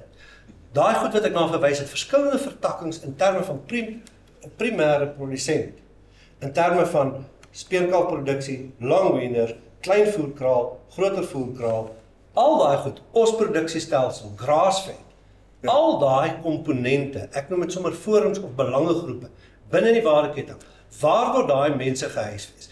Gister het daar 'n spreker van Beefmaster se voerkrale met ons gepraat. Hy het baie duidelike behoeftes gestel. Daar's 'n behoefte vandag dat ons uitkom by 'n liggaam wat oorkoepelend kan seker maak dat sekere goed aan voldoen word. Hulle wil weet, as hy 'n backgrounder koop by 'n geakkrediteerde backgrounder, daar is nie so ding soos 'n geakkrediteerde backgrounder nie, maar as die kalf se roeme nie gebrand het, daar sekere protokolle, sekere standaarde. Ons praat van VPN 59. As jy praat met mense, dis 'n veterinary practice note. Ja. As jy daaroor praat met mense, dan verstaan mense nie wat aangaan nie. Dan sê ek, maar jy wil uitvoer, maar jy verstaan nie wat gaan aan in jou bedryf nie. Jy het nodig om jouself op 'n volgende vlak te plaas. En ongelukkig, dit verg kundigheid. En op hierdie stadium het ons nie daai kundigheid beskikbaar agter elke bos nie, maar die kundigheid bestaan. Ja, ja. En ons het nodig, en ek stem saam met wat Dani gesê het, ons het nodig om ons bedryf uit te brei. Ons kan nie aanhou om, jammer ek is klein manier te lewe nie. Ek wil ook die Aussie kan aanvat. Ek wil ook die Amerikaner kan aanvat. Ek het nou die vorige gehad, 3 weke terug, uit die laaste 2 weke het ek meer as 'n week gespandeer met een van die top Australiaanse genetici in Australië. Bob Weber was hier van Amerika. Hoekom doen ons dit? Ons vergewis onsself van wat gaan aan in die wêreld. Ek wil met daai ou kan kompeteer. Ek wil my doodmaak nie. Ek kan nie. Ek is te klein, maar dis nog nooit my behoefte gewees nie. Ek wil my regmatige aandeel in die bedryf wêreldwyd wat ek kan kry. Dis wat ons nodig het. En ons het regtig nodig om te gaan besin. Dit wat ek huidigelik gedoen het, wat nie werk nie, skiet dit in die kop en kry klaar. Verander dit. Ek sê nie vervang die bus wat jy gebruik as 'n voertuig nie.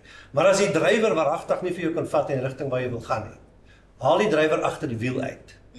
Laat hy maar agter gaan sit en sit die regte ou agter die wiel. Maar op hierdie stadium dobber ons rond.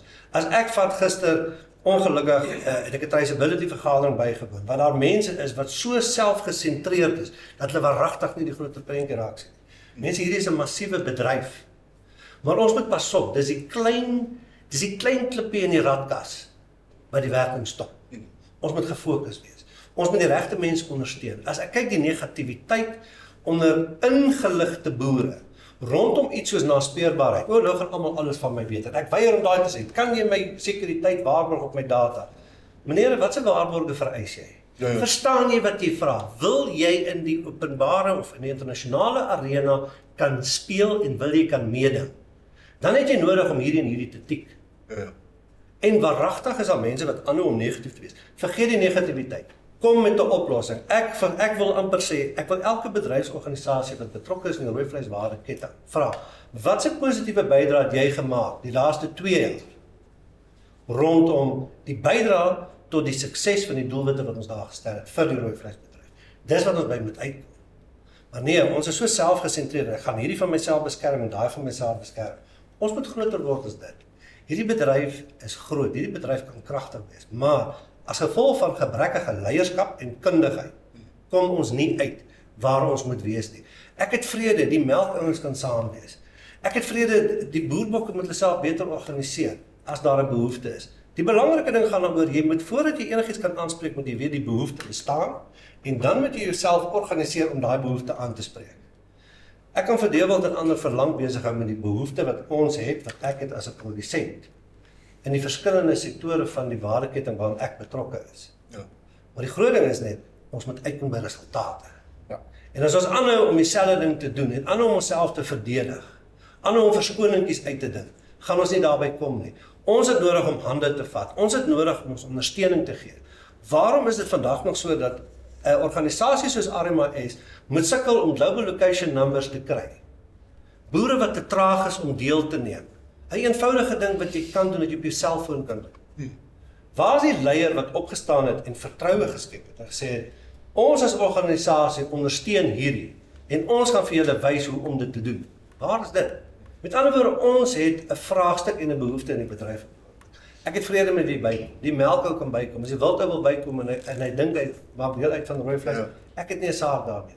A rising tide raises all boats. Dis waar ek wil wees. Ek wil sien dat almal saam beter vorentoe gaan. Ek wil graag sien dat Suid-Afrikaanse beesvleis nie net 'n kommoditeit is nie, maar dat dit iets is wat gerespekteer word, iets is wat 'n aanvraag is, iets is waarop my land en sy mense kan kapitaliseer. Dit is wat ons geld maak. Ja. Ek wil volhoubaar kan geld maak, want baie ouens wil vinnig geld maak. Dit gaan nie oor vinnig, hierdie gaan oor volhoubaar. Ja. My kinders se kinders se kinders moet kan aangaan. Ek wil daai goed wil ek in plek kry.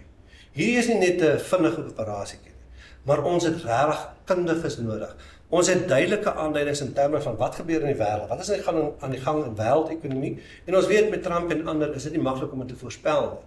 Maar ons moet vir onsself korrek posisioneer. Ons het kundiges nodig vir dit. Dis die behoefte wat ons het. En ons moet seker maak dat ons met die regte inligting bedien word van grondvlak af op. Jy begin enige produk by die volgende verbruiker of die aankoper van daai produk. Dit is hoe dit werk. Ja. Ons moet seker maak ons verstaan wat verwag die voerkraal, wat verwag die backgrounder, wat verwag die kommersiële ou van die stoetteler. Wat is sy behoefte? Wat verwag die verbruiker? Want eintlik al hierdie goed beteken niks as ek nie die verbruiker se geld uit sy beursie kan kry nie. Ons weet en daai goed is ons baie duidelik gewys. Die restaurantbedryf is onder enorme druk. Restaurantbedryf was 'n baie groot rolspeler in die verskywing van vleis. Daar's mense wat sê hierdie ding van uitvoer, dis net 'n paar ouens wat daaruit voordeel trek. Besef mense dat bykans 68% van prima snitte geproduseer in Suid-Afrika word uitgevoer. As dit gestop word, en dit het afgeneem as gevolg van die huidige back-and-close situasie. As dit gestop word, meneer, waar sit jy dan met jou vleis? Ja. En dis daai tipe van goed. En dit is, ek wil nooit sê 'n boer is dom of oningelig nie. Maar 'n boer moet verstaan, wat gaan aan? Wat is die implikasie? As daai klein fillet, wat jy dink 'n klein gedeelte is van die karkas, as al die fillet saam wat uitgevoer word, skielik moet agterbly in hierdie land, waar los dit vir my? Wat is die impak op my winsgewendheid op my plaas? En ons het kundiges nodig, ons het professionele mense nodig. Ek wil nie altyd sê wetenskaplikes nie, maar as ek dit sê, wil ek ook vir julle in dieselfde asem sê. Wat is op die oomblik ongelukkig die gevoel onder produsente? Ek as produsent word baie keer buite die gesprek gelos. As ek wil iets sê, dan word daar vir my gesê, nee, skryf jou brief aan jou provinsiale verteenwoordiger. Jou provinsiale verteenwoordiger sal dit eskaleer na nasionaal. En dan gaan nasionaal weer op daai lang roete terug rapporteer. Mense, ons het nie tyd nie. Die liewe Vader, jy moet betrokke maak, jy moet 'n verskil maak vandag. Jy moet 'n strategie op jou plaas. Hoe gaan ek seker maak dat ek in my geval, ek is 100% aangewese op beesvleis, maar my beesvleis moet vir my harder werk. Ek het vertikaal uitgebrei op my plaas. Ek moes, en ek wil, en ek geniet dit. Dit maak my volhoubaar, dit maak my winsgewend. As ek dit nie doen nie, het ek probleme. Die ou wat die melkkalf het, hy moet seker maak hy kan 'n melkkalf verkoop teen 'n premie. Dis die goed wat die verskil maak.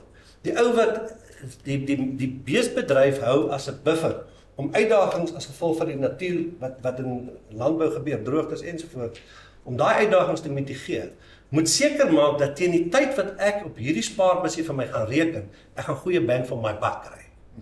Dis die goede wat saak maak. Verseker. En ons het nie vandag, ek is jammer om dit te sê, ons het nie daai sterk leierskap in plek nie, en ongelukkig, ek gaan dit weer ook sê, ons dra te min by tot die statutêre heffing, hy gaan van November af op na R15.05. Dan is daar mense wat, hulle is in sak en as, in trane. Nou vra ek van die ou in trane is, hoeveel beeste slag jy? Nee, ek slag nie, ek is net 'n speenkalfprodusent. Meneer, dan lewer jy nie eens 'n bydrae. So min weet mense van hulle bedryf. Maar ons kerm oor R15. Ek sê dit is 10 keer minstens te min om hierdie bedryf te vat na die vlak waar ek graag wil sien. Hierdie bedryf moet kan funksioneer in belang van die bedryf en almal in die waardeketting. Ek voel daai R15 en seker wanneer ons heffing sit of aanvra ons produsente, voel ek altyd skuldig. Ons betaal belasting. Dan moet eintlik terugkry op belasting, maar die lewe het verander. As ons net daai heffings in maniere van geld bymekaar uitsorteer en maniere kry om dit te doen nie, het ons moeilikheid. So ons moet plan maak. Kom as 'n vinnige laaste kort enetjie, ek wil vir Dewald begin vra, wat is die belangrikste dinge wat jy hoor, wat is die interessante goeders vorentoe, en terwyl Dewald praat, kan julle vir my wys of iemand 'n vraag of 'n bysit wil sê, en terwyl Kobus praat, weet dan het gesê Graan Suid-Afrika is sterk. Ek voel sê, die rede hoekom Graan Suid-Afrika so sterk is geen nie om wat ek doen nie, daar's 'n paar lede betrokke. Daar's altyd 'n boer. Ek is nie self 'n boer nie, ek is 'n Ek lewer 'n diens. Ek is in die dienstebedryf, maar kan vir julle sê daar's altyd baie sterk boere betrokke by elke aspek van ons besigheid wat ek elke dag doen. En dit is wat Graan Suid-Afrika sterk maak. Ekskuus, yes. Ek wil net vir jou noem wat betref die heffing. Enige bedryf moet jy bereid wees om beleggers te kan hê. Ja. Ons het nodig om ons eie bedryf te belê. Slegs dan, hoe meer jy belê, hoe beter rendement kan jy verwag. Maar 'n rendement gaan nie soos reën uit die hemel uitval. Jy het nodig om aksie te neem. Ons het nodig om seker te maak ons ontwikkel die regte strukture, identifiseer die regte leiers en dan moet ons hulle ondersteun. Sodat dit waarin ek belê, en jou belegging is nie jou plaas en jou diere en hoe jy hulle grootmaak en versorg. Jou belegging gaan in hoofsaak oor die IP. Vat in julle eie geval, die hoeveelheid energie en kapitaal wat Graan SA herbelê in IP, intellectual property, daai ontwikkeling van tegnologie en ander goede om jou vorentoe te vat, met daai onregverdige voorsprong te gee. Dis wat ons nodig het in ons bedryf. Boere moet bereid wees om te belê, om betrokke te raak, die regte strukture te ondersteun, en waar 'n struktuur nie presteer nie, maak 'n plan. Betrokke. Dewald. Redelik intense, groot boodskappe. Ons het 2019, 2020 'n skuif gemaak om RMIS op te rig. Ek dink dit was 'n eerste stap. Dit was 'n breek van 'n ketting en ek is 'n redelike radikale ou, ook al 'n maverick genoem, oor hoe die goed gebeur, maar die feit is, wat ek hoor is, hier's 'n volgende stap. En die volgende stap kan nie wag tot einde van 2030. Ons het 'n geleentheid na Maart maand volgende jaar toe, want dis wanneer ons 'n statutêre heffings hernuwingsaansoek en verlengingsaansoek, so ons gaan dit omverleng, wat ons gaan bring. Wat ek hoor is dat ons teen die einde van hierdie jaar, ons het in November 'n volgende raadsvergadering om te sê, hoe bring ons hierdie ander rolspelers binne in die kamer in? Dalk nie noodwendig deel van die RMIS raad nie, maar die gesprek is met die RMIS raad is, en dit kan ek wel sê, daar's 'n welwillendheid en 'n groot dryf van hulle, en hulle het al gevra. En ek kan sê, van ons voorsitters kant af het hy gesê, waar is die veilings in hierdie gesprek? Waar is hierdie ander rolspelers, want ons het nodig om die tafel te hê? En gelukkig kom hy van 'n landboumaatskappy af, en hy het met hierdie ouens gedeel, so hy verstaan die ander rolspelers wat daar is, vir die kleiner ouens is wat ons nou van gepraat het. So wat ek hoor is om te sê, hoe kry ons hierdie ouens rondom die tafel? Hoe sit ons NPO deel van 'n clustergesprek en te sê, hoe kry ons 'n veilings deel van 'n gesprek? En ek dink, dis nie net deel van die gesprek maak nie, om te sê, hoe spreek ons hierdie probleme aan? Ek dink Back-and-Claw, never let a good crisis go to waste. En op hierdie stadium is Back-and-Claw, in my opinie, 'n baie groot ekonomiese skuiwer, of hy veroorsaak 'n platoniese skuif. Maar dis ons grootste probleem, tektoniese skuif. Die grootste probleem wat ons het is, ons praat van brucellose. In my opinie is brucellose 'n baie groter probleem binne die Suid-Afrikaanse rooivleisbedryf. En hierdie is maar net die punt van die ysberg om te sê, hoe skuif ons hierdie probleem? Hou van wat Dani gesê het, en wat jy gesê het, Fanny, is om te sê, kom ons bring die ouens na die tafel toe. Tot op hede is baie van die goeders wat ons in RMIS gedryf het, en dit is so, onthou, dit is waar my, en kom ons sê, vat dit eenvoudig, waar my salaris vandaan. So ek dryf 'n sekere rooivleis perspektief, want dis waar my geld vandaan. En my mandaat vandaan. En dis vir my nou, om terug te gaan en te sê, cluster, 4 organisasies, wie sit ons by hierdie mense by? Hoe bring ons julle in? Hoe maak ons hierdie gesprek groter? Ek dink tot 'n groot mate is dit 'n verdere gesprek met Graan SA ook. Ek dink daai cluster, en ek en jy het al die gesprek gehad, Tobias en vroeër, om te sê is, die noue samewerking tussen Graan SA en RMIS moet nog nouer wees. Want ek dink daar's definitief 'n korrelasie, net as ons kyk na die voer van beeste en voerkrale, maar is meer as dit. Daar's 'n klomp goed wat ons kan doen, wat ons kan nie net koste spaar nie, want soos wat Dani wat hy sit, spesifiek, ek meen, jy het 'n gedeelde belang tussen ons twee. En waarom moet jy dubbel betaal vir sekere dienste, as ek so kan sê? Ek dink dis 'n ander ding wat ons moet aanspreek rondom sekere dienste wat gelewer word, wat 'n koste kan afbring, dat ons net bysit, So ek dink daar's definitief ander belange wat ons ook na kan kyk en kostebesparings vir die totale waardeketting. Daai belasting wat jy van gepraat het, dink ek, en die lede bydraes moet ons definitief ook in ag neem en sê wat spreek ons definitief aan en hoe teen ons daai landbou-ekonome wat daarin na verwys het. Want 'n landbou-ekonoom, ja, sy fokus is dalk op hierdie stadium op graan. Maar binne sy leeftyd het hy natuurlik ook met lewende hawe gewerk. So hoe deel ons daai kennis? Sonder om nog 'n persoon aan te stel. Ek meen selfs met julle wat julle het by julle van. Daar sekere ouens wat ons op die grond het wat sekere en ons het ook al hierdie gesprek gehad wat sekere funksies kan verrig wat gedeel kan wees onder andere. En ons moet die totale lewende hawe en ek wil amper by hierdie gesprek die volstruise insluit. Dalk nie noodwendig die eiers en die hoenders nie, hulle lyk so 'n bietjie anders as ons. Nee, Maar die volstruise speel 'n ongelooflike belangrike rol dit wat ons ook en rooi vleis. Ja. So ons moet daai ons bytrek en sê, wat het julle geleer? Veral op lessons learned en dis hoekom ek trek vir Adrian Olivier wat 'n verjaarsdag by hulle is baie in met gesprek en sê, hoe doen julle hierdie goeders? Hulle het dit reeds gedoen. Hulle het seker goed, baie kleiner op 'n kleiner skaal, maar die uitvaart van die saak is, hulle het wenne gehad. Van julle het in die NPO wenne gehad. Ons in die rooi vleis het wenne gehad. Julle het wenne gehad. Maar ons praat te min oor hierdie wenne en hoe sit ons op mekaar te voor. So wat ek hier uitvat is, vir my is dit om terug te gaan nie net na my raad en maar die klusterlede om te sê, hoe trek ons hierdie mense? Dis interessant. Tobias, ek dink ons het goeie vordering gemaak met vandag se gesprek. Ek is ironies dat ons by 'n Graan SA logo sit en ons praat oor die rooi vleisindustrie. Dit sê wat Kobus sê, hier's fout aan die agterkant. En ons moet hierdie foute regmaak. Jy praat oor konflik, jy sal weet, ek was op 'n stadium in die Militrust gewees toe daar vreeslike konflik was. En ons het daai konflik net opgelos deur te sê wat is in belang van die industrie. Ons kon 'n SAGIS daar stel. Ons kon die nasionale oeskattingskomitee ondersteun. Ons kon 'n graangebou bou en sê die industrie het dit nodig. So as ek op my tafel sit of ek 'n voerkraal hou is of ek 'n kommersiële produsent is of 'n GMPO is, ek wil back and claw uitsort.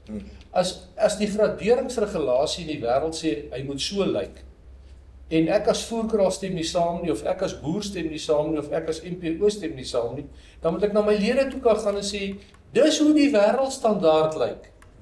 Ons moet groot genoeg wees om te kan uitstyg om te sê dis die level waar ons wil wees. Ek kan nie van 'n melenaar in Suid-Afrika verwag om 'n laer standaard te aanvaar vir milies as wat die wêreldstandaard is. So kom ons haal ons hoede af, kom ons wees groot, kom ons sien die end picture en sê hoe vat ons hierdie industrie vorentoe. Dan is die konflik van belange op sekere vlakke, maar daar sekere goed wat hier nie konflik is. Dis standaarde. En ons moet leef na daai standaarde. Dis my laaste een wat ek wil gooi. Lekker perspektief hier daar so. Ek kan maar vra vir toemaak perspektiewe. Moet nie altyd welkom om nog gesprekke en onderwerpe op te maak, maar dink ons moet so 'n bietjie gaan skou kyk en bietjie gaan tyres skop en beeste se poppe vryf. Ek dink al soveel goed dat gesê behoort te word, maar dit help net ons praat.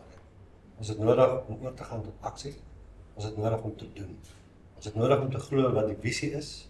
Ons moet dit verstaan, ons moet dit ons eie maak. 'n Doel, 'n wenpaal wat jy sien op die horison, is nie waar dit. As jy hom sien, is hy nie daar nie. Jy moet 'n plan hê, jy moet 'n plan bestuur om daar uit te kom. Ek wil graag 'n beroep doen. En ek dink is eintlik vandag 'n aanklag teen die bedryf dat ons by Graan SA geleentheid en as ek die Engels mag gebruik venue moet sit om hierdie goed uit te sorteer. 'n Bedryf so groot en so sterk so wat die rooi vleisbedryf of die rooi proteïenbedryf dan wees. Ons en die huidige struktuur het onsself versaak. Hou op om terug te kyk. Hou op om verlede te dwaal. Kom ons fokus op dit wat voor is, op dit wat ons vorentoe kan regmaak. Kom ons ondersteun die mense wat reeds aan die werk is en kom ons maak seker ons almal lewer 'n positiewe bydrae om daarby te kom. So we zijn vir myself weer ingooi. Ons sit met Nampo terrein wat een van die wêreldskoue vir landbou is. Hierdie skou wat julle nou hier 3 jaar loop. Dit moet die skou van die industrie van die rooivleis ook raak. Ons moet nie daai dubbelstrukture nog ander skoue en nog ander plekke gaan hou nie. Hierdie terrein is hier.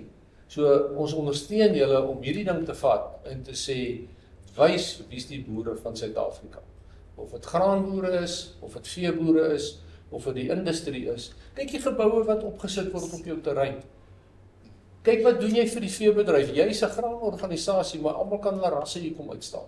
So kom ons vat hierdie ding en ons kyk waar kan ons hierdie skou na watter level toe vat. Ek is dankbaar vir die gesprek en ek is dankbaar vir Albert sien ek nou nie, maar ek dink dit is regtig goed om hierdie gesprekke te hê. Vir te lank word daar gesprekke gehê agter toedeure. Hash saggies gesprekke.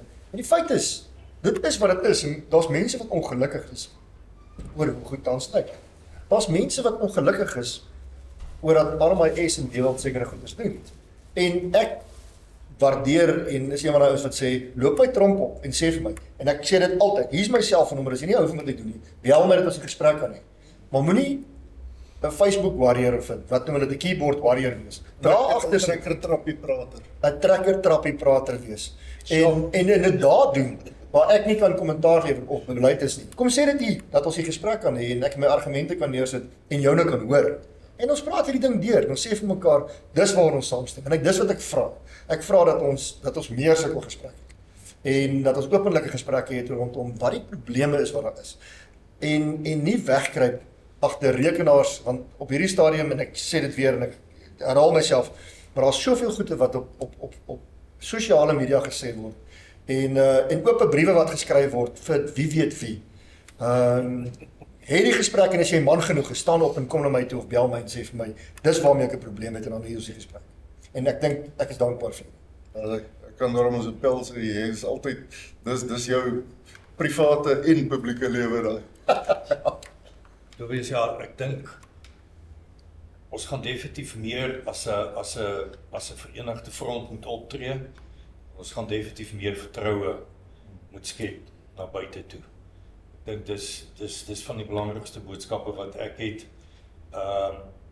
Ek dink daar's werk om te doen ook in terme van hoe stel jy 'n heffing saam? Hoe gaan hy wees dat hy meer aanvaarbaar is vir almal? Waar moet hy sit? Wat sy impak is? Ons sit in die suiwelbedryf byvoorbeeld nou vir die laaste 20 jaar met 'n heffing wat deur die sekondêre bedryf beheer word. Hy word deur hulle betaal.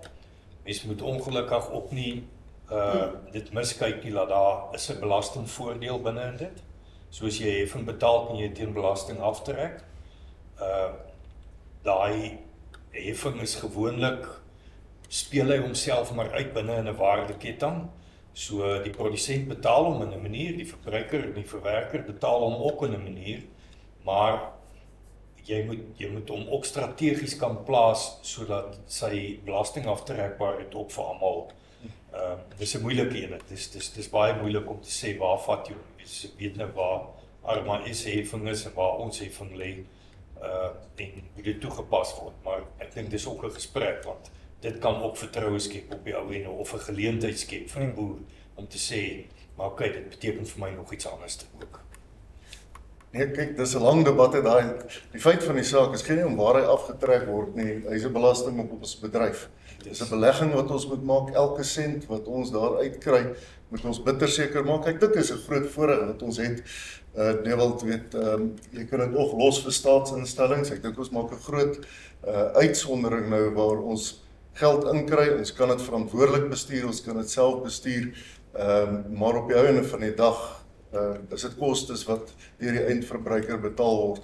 Ons moet dit aanwend om seker te maak ons ekonomie groei. Ek wil vir almal van julle baie dankie sê. Daar's nou baie gesê van Graan Suid-Afrika, maar ek wil wel beklemtoon, hierdie is NAMPO. Ons het spesifiek gebruik ons die naam andersins. Ons logo hier agter is omdat nou so 'n pragtige fotootjie is. As jy dit in 'n wit agtergrond sit, dan verdwyn Dewald se blessed lyk asof hy sy kop is. Maar dis 'n voorreg, NAMPO is 'n nasionale bate. Dit is vir almal daarso. Ons is bevoorreg en ons is rentmeesters, dis nie ons sinne nie. Dis almal sinne en daarom is dit lekker om julle te verwelkom hierso. Dis julle huis ook, maak julle self tuis. speel lekker. Ek dink hier's 'n klomp belangrike insigte, 'n klomp strategiese goeders en 'n klomp aksies wat ons kan uitvoer. Dankie vir die insette. Dit was 'n baie goeie gesprek geweest. Lekker dag. Dankie.